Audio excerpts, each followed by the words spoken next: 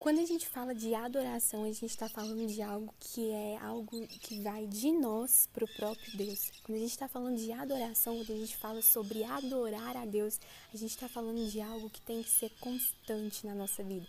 Porque quando a gente fala de adoração, muitas pessoas logo já vem na cabeça o culto, as células, eu não sei como que chama na sua igreja, na minha igreja, se chama célula, mas tem aí igrejas que colocam G12 ou grupão, que são a igreja nas casas. E às vezes a gente acha que o louvor ele se detém, a adoração ela se detém apenas a isso, né? Apenas as músicas, os louvores.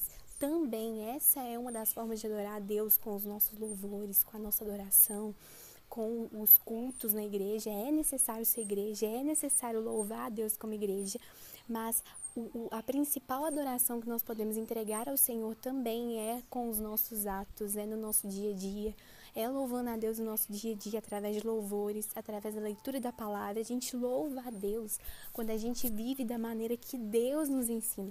Quando a gente vive da maneira que Deus nos ordenou, a gente está louvando a Ele, a gente está dando um bom testemunho, a gente está dando a gente está mostrando para o mundo, né, o que é servir ao Senhor e o quão bom é servir ao Senhor. Quando Jesus ele deixa esse mundo, ele fala para os 12 irem fazerem discípulos. Então, Jesus ele está falando, vão e sejam como eu fui. Sejam meus imitadores, sejam meus servos, sejam meus discípulos, sejam parecidos comigo para que o mundo todo saiba quem eu sou e saiba do meu reino e saiba mais sobre mim. Então, quando a gente fala de Jesus, a gente está cumprindo aquilo que Ele nos entregou, a gente está sendo bons servos, a gente está sendo bons discípulos, a gente está imitando Jesus de uma forma completa, de uma forma única, e que a nossa adoração ela seja completa, ela seja adoração através de louvores, ela seja adoração através dos nossos atos, da nossa forma de falar, da nossa forma de agir, da nossa forma de pensar, que a gente possa entender o que é adoração. Que a sã doutrina ela permaneça dentro do nosso coração, que aquilo que Cristo nos ensinou seja o nosso foco, seja o nosso alvo, seja aquilo que vai nos guiar, porque quando a gente for guiado verdadeiramente por aquilo que Cristo nos ensina, aí nós vamos entender o que é a boa parte, que Maria escolheu, né? Então, quando a gente entender o que é a sã doutrina e quando a gente buscar a sã doutrina, a gente vai começar a escolher a boa parte que Maria escolheu, que foi as palavras de Jesus, que foi aquilo que Jesus ensinava, que era aquilo que Jesus falava.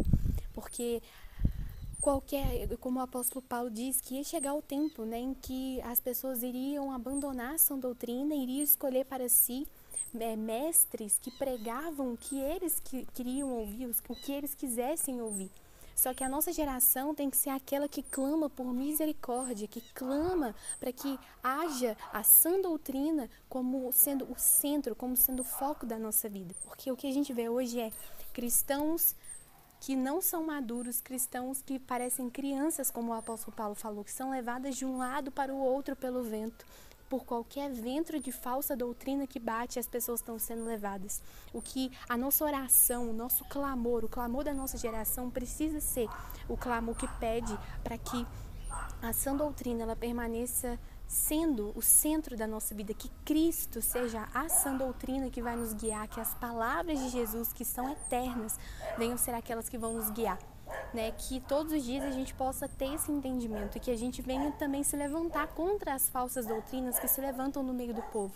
Que nós sejamos aqueles que vão colocar o reino de Deus, estabelecer o reino de Jesus nessa terra, através dos nossos atos. Que Deus abençoe grandemente a sua vida, em nome de Jesus.